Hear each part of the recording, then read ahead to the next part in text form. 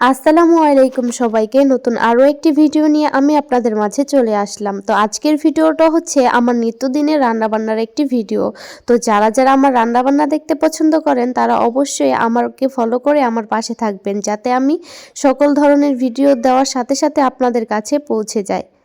তো আজকে আমি রান্না করব দেশীয় কিছু মাছ, যেগুলো আমাদের কালকে খাল থেকে ধরে এনেছিল। আমাদের এইখানে একটা খাল আছে, তো সেইখান থেকে আলু খেতে পানি দেওয়ার পর খালটা পুরো শুকিয়ে গিয়েছিল। তো সেইখানে কিছু মাছ ছিল, সেগুলো ধরে এনেছে। সেখানে ছিল আমাদের মুন্সিগঞ্জ বিক্রমপুরের ঐতিহ্যবাহী মাছ, যেটাকে আমরা থাইল্যান্ডি খৈলা মাছ বলি, সেই মাছ। আরও দেশীয় কিছু মাছ ছিল, সেটা হচ্ছে খলিশা মাছ, পুঁটি মাছ। তো আমি আজকে রান্না করব মুরগি মাংস ভুনা পেঁয়াজ দিয়ে। আর এই খলিশা আর পুঁটি মাছের মধ্যে একটু রসুন আর একটু পেঁয়াজ কুচি দিয়ে, সাথে 2টা কাঁচামরিচ দিয়েছি, আর একটু হলুদ মরিচের গুঁড়া দিয়ে, সামান্য তেল দিয়ে একদম সিম্পলভাবে একটা রান্না করব, একদম চচ্চড়ি করে ফেলবো। তো আর সিম দিয়ে রান্না করব হচ্ছে খলিশা মাছ ভেজে, আর হচ্ছে মুরগির মাংস তো বললামই। আমাদের বিক্রমপুরের রান্নাবান্নার সাথে নাকি অন্যান্য জেলার কোনো রান্নাবান্না মিলে না। তো অন্যান্য জেলার মানুষরা যদি আমার রান্নাবান্নার ভিডিও দেখে থাকেন, তাহলে অবশ্যই কমেন্ট করে জানাবেন যে আপনারা এই রান্নাগুলো কিভাবে রান্না করে খান। আজকে আমি যে খলিশা মাছগুলো রান্না করছি, যে এখানে পুঁটি মাছ ছাড়া যে মাছগুলো আছে না, বড় বড় 3টা মাছ, এই মাছগুলো আগে আমাদের এখানে অনেক পাওয়া যেত, কিন্তু এখন আর এই মাছগুলো আমাদের এখানে পাওয়াই যায় না। এই যে দেখুন কতগুলো মাছ ধরেছে, তার মধ্যে শুধু 3টা মাছ পেয়েছে। এগুলো প্রায় বিলুপ্তের পথে। প্রাচীনকালের অনেক জিনিসই আছে, মানে অনেক মাছই আছে যে যে মাছগুলো এখন আর পাওয়া যায় না, মানে ওইগুলো একদম বিলুপ্তই হয়ে গেছে। যেমন মিনি মাছ আছে আমাদের এখানে একটা, তো ওই মাছটা এখন আর পাওয়া যায় না। আগে অনেক পাওয়া যেত, এখন শুধু এই যে থাইল্যান্ডের খৈলা, এই খৈলা দিয়ে পুরা বিল, মানে পুকুর যেইখানে যা আছে সব কিছু ভরে আছে। এই মাছ ছাড়া অন্য কোনো মাছ পাওয়াই যায় না। আমি রান্না বান্না করার আগে সব কিছু কেটে ধুয়ে তারপর হচ্ছে মাছগুলো হলুদ মরিচ দিয়ে মেরিনেট করে রেখে তারপর হচ্ছে রান্নাটা বসাবো। তো আজকে আমি মাটির চুলায় রান্না করছি। আমি প্রতিদিনই মাটির চুলায় রান্না করি, কারণ আমাদের গ্রামের সবাই মাটির চুলায় রান্না করে। আজকে আমি রান্না করতে গিয়ে আমার হাত আর পা দুটোই পুড়ে ফেলেছি একবারে, মানে তেলের ছিটা দিয়ে মানে 2 জায়গায়, হাতের মধ্যে অনেকখানি জায়গা পুড়ে গেছে, আবার পায়ের মধ্যেও অনেকখানি জায়গা পুড়ে গেছে। কারণ আজকে লাকড়িগুলো না একটার সাথে একটা লাগানো ছিল। ওই যে আমাদের এখানে ধইঞ্চা বুনলে তারপর হচ্ছে একটা লতা গাছ হয়, সেই লতা গাছ দিয়ে পুরো ধইঞ্চাটা এভাবে পেঁচায় যায়। তো ওইটাই আগার মধ্যে সবগুলো রেখে দেওয়ার কারণে মানে ওই সবগুলো একসাথে জট বেঁধেছিল।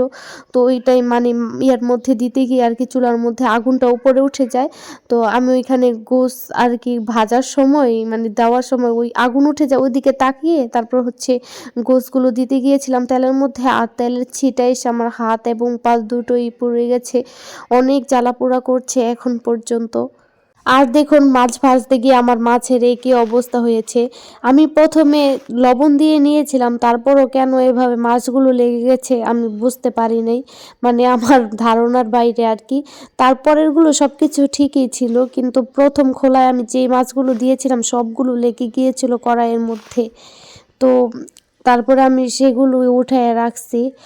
এখন আমি মাছ রান্না বসাবো, সিম দিয়ে আমি মাছগুলো রান্না করব। তো সেই জন্যই পেঁয়াজ দিয়ে তারপর হচ্ছে তেলের মধ্যে তো একটু লবণ দিয়ে তারপর হচ্ছে এখানে আদা রসুন বাটা দিয়ে দিচ্ছি পরিমাণ মতো।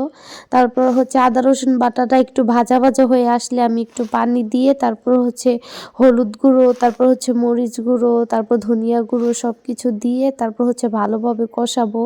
তো কষানোর পরে আমি সিমগুলো দিয়ে দিব। সিমগুলো দেওয়ার পরে তারপর একটু ঝোল দিয়ে তারপর হচ্ছে ওই মাছটা দিব। আর সচরাচর সবাই যেভাবে রান্না করে আর কি, এটা বলার কিছু নাই।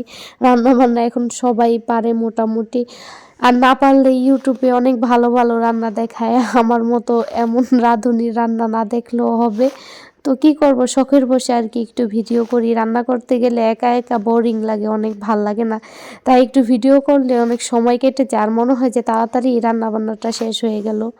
আমি সিম তরকারি বসিয়ে দিয়ে তারপর হচ্ছে এই ফাঁকে গোশটা ম্যারিনেট করে রাখতে চাইছিলাম আর কি, কারণ মুরগির মাংস তো এইভাবে খেতে ভাল লাগে না আর কি, ফার্মের মুরগি তো আগে একটু ম্যারিনেট করে রাখলে তাহলে সেটা খেতে পরে অনেক ভাল লাগে। তো আমি দেখলাম কি আমার আজকের সিমগুলো আমাদের অনেক ভালো ছিল, মানে অল্পতেই সিদ্ধ হয়ে গিয়েছিল, তাই তাড়াতাড়ি ঝোল দিয়ে দিলাম।